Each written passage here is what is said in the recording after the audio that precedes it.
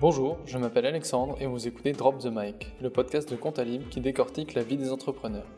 Dans cet épisode, je reçois Paul Depréville, employé de Manza au passé d'entrepreneur.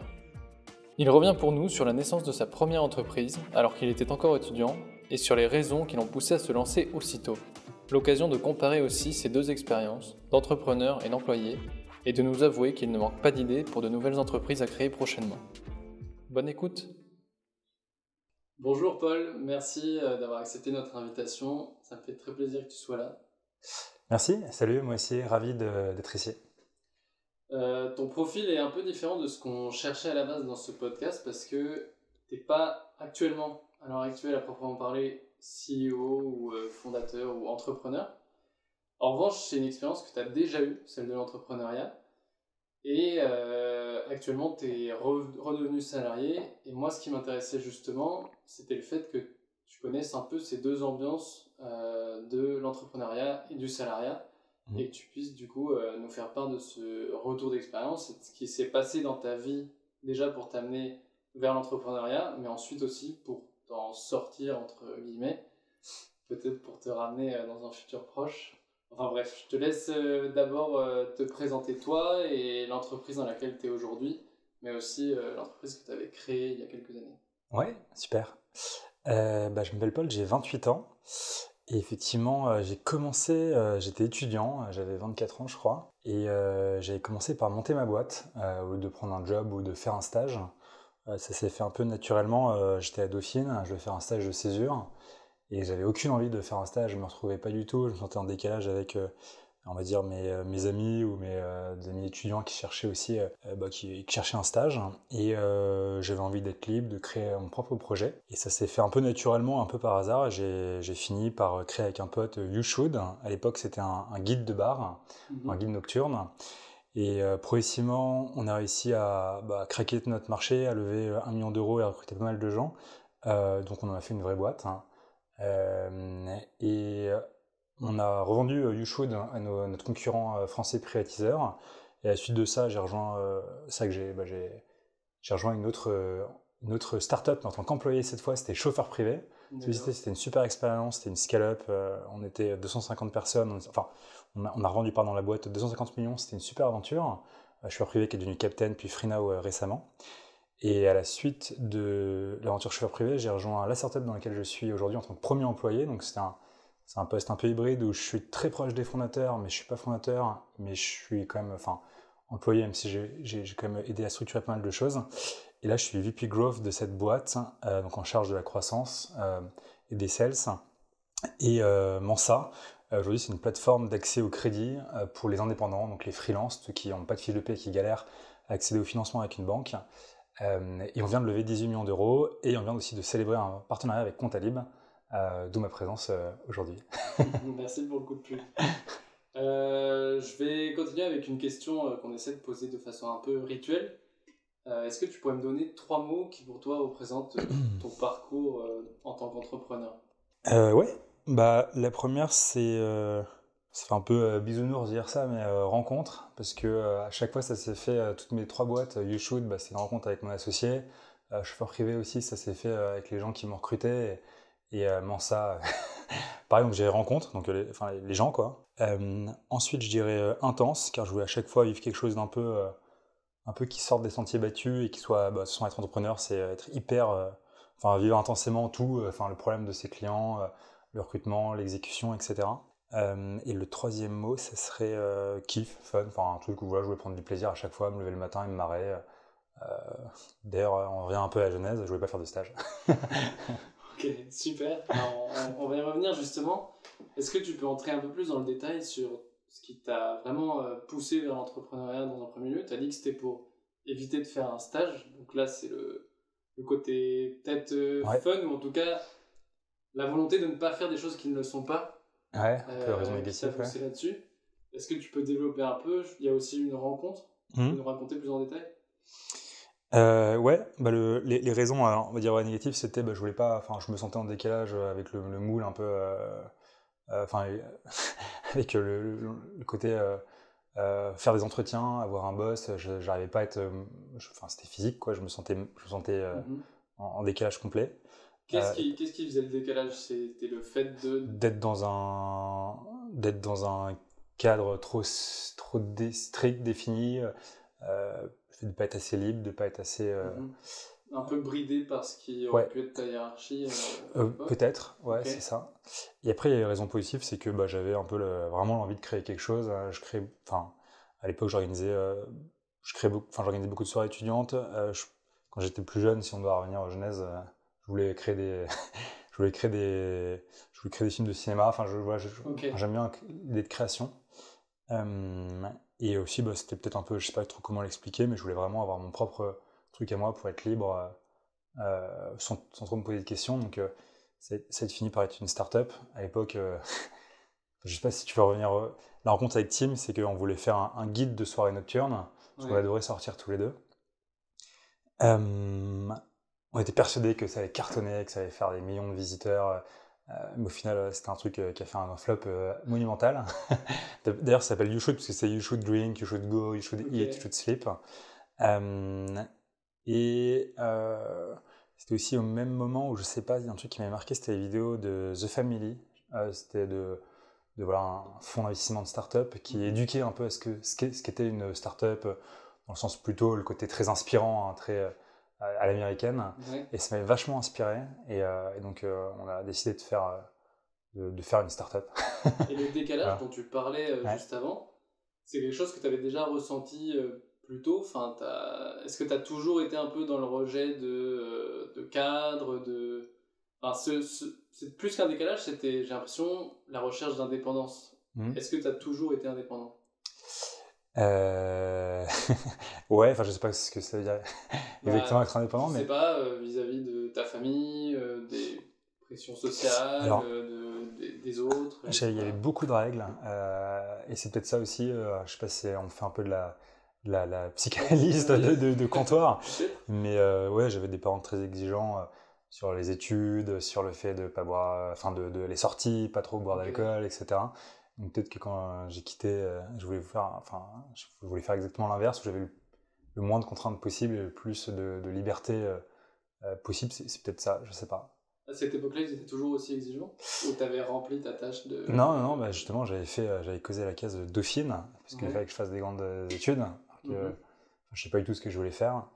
Et c'était où je me posais, où j'étais plus libre, donc j'avais plus de choix. Et peut-être, c'est une idée, une piste. Merci. Et donc, ces rencontres que tu as fait aussi dans ton parcours, est-ce que tu penses que sans ces rencontres-là, tu n'aurais pas osé te lancer, tu aurais trouvé ça moins fun peut-être?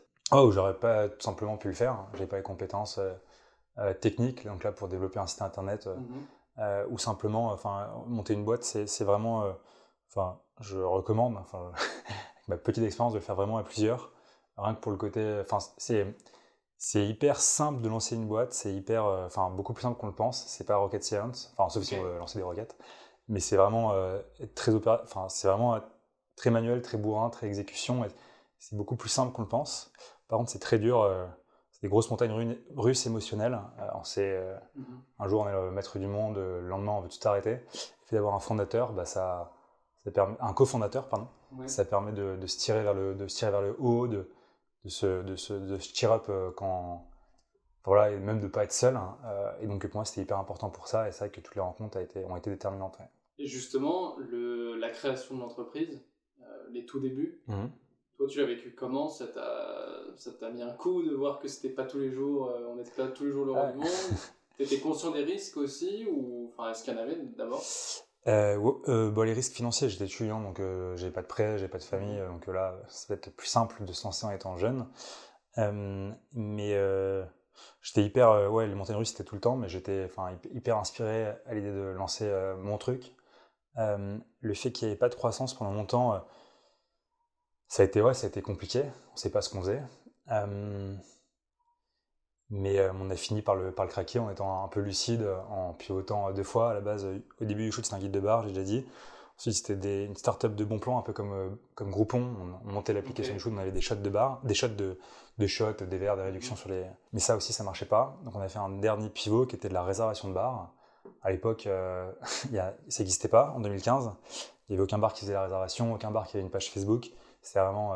C'était il n'y a pas si longtemps que ça. ouais, alors que maintenant, c'est pas normal de réserver en ligne. Et même la première réservation qu'on a faite, c'était un gros flop, je m'en souviens. C'était une pote qui avait accepté de faire pour son anniversaire, de réserver via une plateforme.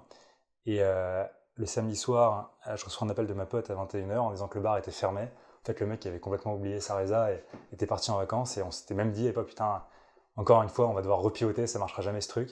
On a été persistant et on a réussi à craquer le truc. Et ça a pris combien de temps? Parce que tu as dit que tu as fait ça pour ne pas faire de stage. Un stage, ça dure 6 mois, peut-être un peu plus, je sais pas. Ouais.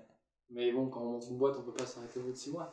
Pendant un an. Ça a pris combien de temps avant que ça te décolle, avant de voir que, ok, elle était sur le bon rail? En fait, pendant un an, c'était un guide de bar où là, j'étais vraiment étudiant, je le faisais en parallèle. Et là, ça marchait pas, mais on n'avait pas de pression. Donc, on s'en foutait un petit peu, on laissait le truc couler. Et ça, c'était avant le stage. Le stage. Quand j'ai commencé à mon stage, on s'est vite rendu compte, au bout de quelques mois étant intense dessus, on a vraiment un peu le couteau sous la gorge, qu'il fallait montrer qu'il y avait vraiment quelque chose qu'on avait fait. Bah, c'est là où en fait, ça nous a permis d'être face au mur et donc de pivoter 2 fois. On a mis bien 6 mois avant de trouver un début de quelque chose. Mais une fois qu'on le trouve, où il y a vraiment un vrai intérêt, ça a été pas fulgurant, ça n'a pas été non plus c'est pas Facebook YouShoot, mais on le sait quoi. Il y a de la croissance, il y a une vraie demande des clients, alors qu'avant, en fait, il y a pas vraiment il se passe pas vraiment grand chose quoi. C'est super stimulant du coup. Ouais, bien sûr. Et si ça s'était pas bien passé, ouais. Si la boîte avait dû fermer plutôt que d'être achetée, est-ce que ça t'aurait totalement découragé? Est-ce que Non, pas du tout. Okay. Non, et en fait, c'est aussi un des trucs, c'est que moi, ce qui m'avait marqué en lançant YouShoot, j'ai dit avant, c'est que c'était simple, dans le sens qu'il fallait juste prendre son téléphone, appeler des gens, vendre une vision, exécuter. Il n'y avait pas de faire des grandes études, avoir des compétences techniques hyper poussées. Et aussi, c'est le fait, c'est qu'il n'y avait aucun risque. En gros, si ça marche pas, ça marche pas. En fait, on crée une boîte avec 1 euro et la fermer, ça coûte c'est 0 € aussi. En fait, ce que je me demande, c'est est-ce que le fait de kiffer, comme tu dis, l'expérience de l'entrepreneuriat est dépendante de la réussite ou non de ces entreprises? Ou est-ce qu'on peut aussi, tu penses, en cas d'échec, se dire, j'ai quand même passé des bons moments? Ah, bien sûr. Et je pense qu'il y en a plein. Tous les entrepreneurs qui réussissent, ils ont généralement créé d'autres boîtes avant, quand tous étaient des super flottes. Super flop. Et c'est juste qu'on se rend compte que on kiffe quoi. D'un côté, c'est que c'est plus simple qu'on le pense, on apprend plein de trucs. Et aussi, c'est qu'il y a pas, c'est qu'on aime ça quoi. Et malgré ce kiff, pourquoi t'as pas enchaîné derrière par une autre entreprise à monter ou J'avais besoin de souffler. Ça faisait 4-5 ans qu'il y avait eu YouShoot. À la fin. En fait, c'était le milieu de la nuit, c'était compliqué à gérer toutes les merdes. Et il y a aussi un épisode un peu marquant où il y avait des patrons de bar qui étaient venus me menacer dans les locaux pour des questions d'impayés, etc. C'était un peu mafieux. Donc voilà, je voulais faire un peu une petite pause. Ça m'a un peu marqué cet épisode. Ouais. Et aussi, j'avais pas d'idée, j'avais pas de nouveaux projets, un nouveau cofondateur pour lancer quelque chose. Et j'ai eu l'opportunité de rejoindre Chauffeur Privé, qui était aussi un autre type de boîte complètement différent. YouShoot, quand on était, à la fin, on était une vingtaine d'employés. Ça faisait des milliers de réservations. On avait levé 1 million d'euros. Et là, il y avait l'aventure Chauffeur Privé où ils étaient 200. Ils faisaient des volumes, mais qui étaient 1000 fois supérieurs. On a fini par être acheté 250 millions. Donc, c'était aussi un autre type de boîte que je voulais connaître. J'avais jamais bossé aussi dans une vraie startup hyper structurée. J'avais plein de choses à apprendre. Donc, ça s'est fait un peu naturellement. Et quand tu dis que tu n'avais pas d'idée après YouShoot, est-ce que du coup, je sais qu'il y a des gens qui veulent entreprendre, s'ils n'ont pas d'idée, ils se débrouillent. Oui, bien sûr, mais ils ont raison. Toi, c'est pas dans ta nature de forcer les choses, tu vas plutôt attendre d'avoir la bonne idée ou une idée qui t'inspire pour... Ouais, ça, ou une idée ça vaut rien. L'idée de toute façon, quelque chose, on l'a changé 4 fois d'idée. C'est plutôt un marché ou un problème, je voulais me poser, parce que je sais que quand on se lance dans une entreprise entrepreneuriale, normalement on se lance au moins pour 2 ans, minimum, sinon beaucoup plus. Et je voulais vraiment, j'avais pas les gut feeling, je le sentais pas de me lancer tout de suite sans quelque chose de très concret que je voulais créer ou résoudre. Et qu'est-ce qui pour toi est une bonne idée? Un vrai problème. Pas une idée, sans penser qu'une première idée, la première version de son idée va cartonner. Non, un vrai. Qu'est-ce qui est un point de départ pour créer? Il faut quelque chose, soit il faut un cofondateur, quelque chose, on veut créer quelque chose avec cette personne, soit un marché ou une vision. Et là, j'avais ni l'un ni l'autre.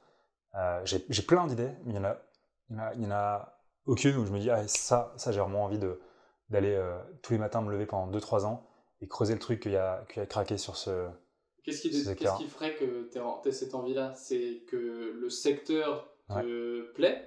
Ouais. Ou est-ce que c'est que tu sens que c'est vraiment une bonne opportunité? Ouais, il y a ça. Qu'est-ce qui te motive avant tout? Euh...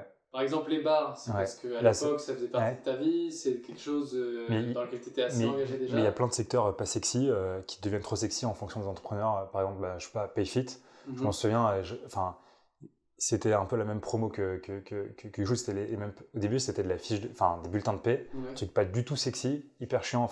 Même moi, quand j'avais vu le pitch, j'y croyais pas du tout. Ils en ont fait quelque chose d'hyper sexy et la plupart des boîtes, c'est des logiciels. Sur le papier, il n'y a rien d'hyper excitant. Mais ce genre de boîte, comme Payfit, tu aurais aimé t'en occuper Oui, bien sûr, mais ça, c'est qu'en fait, le secteur peut être pas du tout sexy. Et au final, en fait, tu le rends sexy. Ok. Et du coup, après chauffeur privé, t'es allé chez Manza. Yes. Avec encore plus de liberté, si j'ai compris. Un poste plus haut dans la hiérarchie, peut-être. Ouais. C'était un bon équilibre, je trouve, ça. En fait, j'étais le premier employé. Je connaissais les fondateurs depuis d'ailleurs mon expérience avec Yushun. Okay. Et à l'époque, Ali, le CEO, voulait voulait vraiment lancer sa boîte dans le crédit pour les indépendants. Donc, c'est deux secteurs qui me stimulaient pas mal. D'un côté, les indépendants, donc le nouveau type de travail, les freelances, la talent économie qui se lance à son compte, etc. Et de l'autre, les fintech, les banques. Il fait juste de... En plus, c'était il y a 2 ans, donc de voir son banquier ou son compte en banque en ligne pour se rendre compte qu'il y a plein d'opportunités. Il a réussi à lever 2 millions d'euros. Il cherchait quelqu'un pour les aider à structurer la boîte. J'ai dit oui tout de suite parce que je trouvais que le projet, l'équipe était hyper excitante. Et surtout, en fait, j'avais aussi quand on est entrepreneur, on a vachement de stress un peu, c'est sa boîte, on y pense tout le temps, on a beaucoup de responsabilités. Là, j'ai la chance d'avoir à la fois les avantages de l'entrepreneuriat où je suis assez libre, il y a des moyens, etc. Mais j'ai aussi les avantages de l'employé, c'est que j'ai moins ce stress. Derrière, c'est ma boîte et j'ai aussi les avantages du fait d'être... T'as la liberté du poste, mais d'un autre côté, t'as l'avantage aussi des employés. Le confort du salariat, exactement. Ok. Et est-ce que déjà, tu penses qu'un jour, tu recréeras une entreprise? Ouais, j'aimerais beaucoup. Dans un avenir proche? J'aimerais beaucoup. Ok. Qu'est-ce qui te manque à l'heure actuelle? Déjà, je suis très heureux chez Mansa. Là, c'est très intense. Il n'y a que des gens avec lesquels j'apprécie bosser et me marrer chaque matin. Et il y a un vrai problème à résoudre, etc. Donc, pour l'instant, je suis bien. Mais ce qui me manquera après, une fois que l'aventure Mansa sera finie, ça sera un cofondateur et une vision, un marché, une vision sur lequel aller se défoncer pendant quelques années minimum. Voilà, donc c'est ça. Ok. Est-ce que tu penses avoir appris pendant ton expérience entrepreneuriale, mais aussi les suivantes? Plein de trucs, et énormément de choses. Je pense qu'il y a vraiment beaucoup de choses, mais peut-être la plus dans l'état d'esprit, ça serait que j'ai eu des déclics en sortant de ma zone de confort, en allant démarcher des investisseurs, démarcher des bars, demander à des gens s'ils ne voulaient pas bosser pour moi. Donc, je suis beaucoup plus à l'aise avec ça, et je pense que c'est peut-être le plus important pour lancer sa boîte, c'est ce côté un peu bourrin, un peu exécution, qui est vraiment, moi ce qui m'avait marqué, c'est que c'était, As the Family qui avait investi où il y avait beaucoup d'autres start-upers beaucoup plus intelligents que moi, beaucoup plus rationnels, beaucoup plus, on va dire, stratégiques, on va dire, mais justement où il manquait peut-être ce côté un peu plus main dans le cambouis qui est nécessaire pour lancer un début de quelque chose, même si ça suffit pas, il faut aussi ce côté... En fait, ce que tu es en train de dire, c'est que quand on lance son entreprise, on n'a pas le choix, il faut y aller à fond. C'est vachement plus terre à terre que ce qu'on peut se raconter comme histoire. C'est très... ouais. Il n'y a pas de secret. C'est le travail, être bourrin et foncer, c'est ça? C'est ça. Moi, je dirais être très main dans le cambouis, foncer, exécuter. Mais d'un côté, bien réfléchir, avoir une thèse, analyser ce qu'on fait pour pas être foncé dans le mur à chaque fois. Mais ouais, c'est... Ok. Est-ce que tu pourrais donner un conseil à des gens qui se sont pas encore lancés, qui hésitent? Mais voilà, qu'est-ce que tu pourrais leur dire pour les encourager, pour leur dire allez-y les gars quoi. Lancez-vous, il n'y a aucun risque. Enfin, quand tu fais les plus et les moins, il y a qu'est-ce qu'il y a à perdre? Rien. Enfin, il y a juste que une expérience. Au moins, on l'a fait, on apprend plein de trucs. C'est hyper en plus, si ça foire, enfin, c'est hyper vendeur d'avoir monté son projet, donc il n'y a aucun risque. Et donc ça, c'est juste lancez-vous. Et après, dans les conseils, j'en ai pas, il y en a plein en ligne. Maintenant, tout le monde a monté sa boîte, tout le monde a plein de contenu. D'ailleurs, ce que tu fais, c'est génial pour partager, mais ce serait plutôt le côté, parler à des clients, parler à ceux, enfin, sortez de votre PowerPoint ou de vos réflexions, allez parler à des gens, allez parler à vos clients. Après, pas une bonne dans sa chambre. C'est ça, exactement. Enfin, c'est aller parler à vos clients, c'est avec eux que vous allez monter, en fonction de leur feedback, voir déjà s'il y a un intérêt ou pas, et c'est le plus important, c'est ça, c'est juste parler à ses clients, quoi. Merci beaucoup, Paul. Merci à toi. Merci beaucoup, à la prochaine. Drop the Mic est un podcast produit par Comptalib, l'entreprise qui révolutionne la comptabilité grâce à son application web et mobile de tenue comptable automatisée, conçue spécialement pour les entrepreneurs et les auto-entrepreneurs.